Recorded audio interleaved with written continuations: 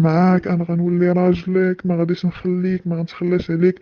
وهاديك الهضره ديال الافلام اللي طبعا انا تيقتها في هذيك الساعه حيت كنت كنبغيه. ومن هذيك الساعه وليت انا وياه بحال شي جوج مزوجين، وليت كنمشي عنده للدار كندير معاه كلشي، كيجيب لي الكينه باش ما نحملش. بقينا على هذا الحال نهار على نهار، حتى لواحد المره مشيت للخدمه وهو ما جاش، كان صوني عليه تليفونه طافي. في العشيه مني خرجت مشيت للدار عندهم، مني دقيت عنده في الباب. جا عندي الكونسيج ديال العمارة قال لي نعم لا لي من كتسولي؟ قلت ليه السيد اللي كان هنايا. وهنا كانت الصدمة، قال لي راه هز الرحيل ديالو البارح بالليل ومشى بحالو، وعلى ما عرفت راه انتقل لشي مدينة وحدة أخرى، جاتو شي خدمة وانتقل.